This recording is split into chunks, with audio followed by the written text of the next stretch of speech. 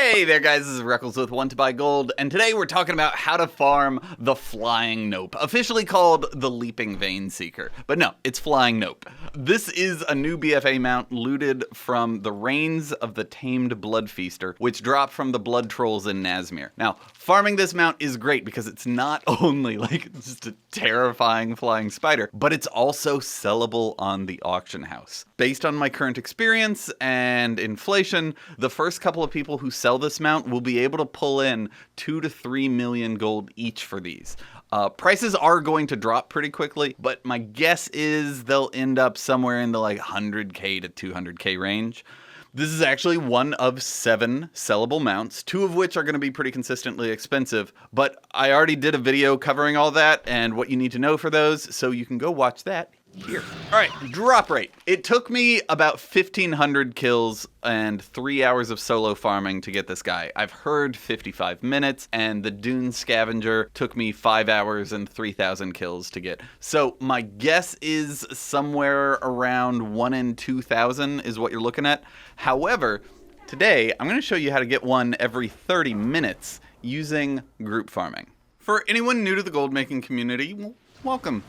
5-man group farming can get pretty complicated, but here's the basics. Essentially, anytime Blizzard has a quest that says kill 8 blood trolls, they make sure that a minimum of 8 have to be up at any one time. Now, the spawn rate's complicated, and they can raise or lower this depending on whether they want to nerf the farm. But essentially, once you kill that 8th enemy, another one will spawn randomly somewhere else. So what we do is we get 5 people together and just make sure that someone is in range of every possible spawn point. And then you're pretty much just bouncing the enemy spawn back and forth as you kill them. Now, bodies usually remain lootable for 2 minutes. So we just kill for 2 minutes straight. The party leader uses a macro with a DBM break timer so everyone can see how long they actually need to be killing. And then after 2 minutes, he hits another macro with a 60-second pull timer. And this is when you loot. You run around and loot as many bodies as you can, and as soon as the timer's back up, you should be back at your spot and killing again. If you need people and don't have any gold farming friends, feel free to join my Discord or Battle.net community and just ask around in the looking for group channels, and we'll take care of you. Okay, for this farm specifically, I found 2, best spots. The first is inside the corpse of a giant turtle named Torga in northern Nazmir, and here we're going to be farming the Loa Gutter Trolls. I just ran around solo inside the shell, but I'd highly recommend you 5-man this.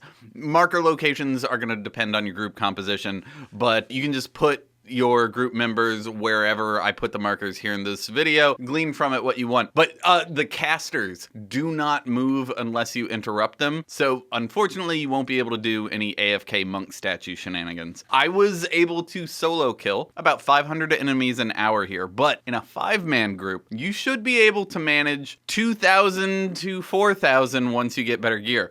And at that point, with a 1 in 2,000 drop rate, every group member is going to get a mount every 30 minutes to an hour.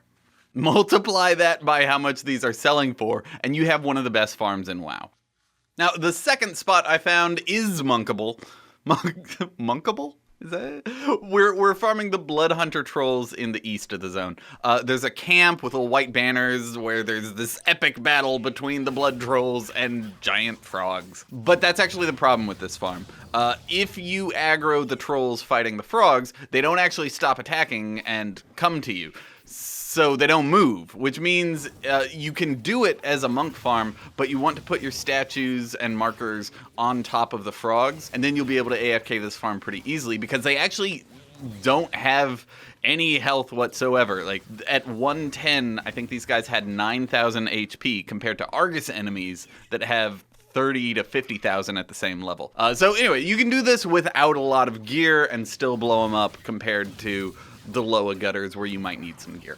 But I love this mount, and honestly, I'm going to be spending a majority of my first month in BFA alternating between this and the Dune Scavenger spot from the previous video. Like, just 4 hours out here will get you 1 million to 10 million gold in mounts if you hustle and do this quickly at the start of the expansion, and that's ignoring all the raw mats. But before I go, if for some reason you actually want to ride around in a giant giant freaking flying tick spider.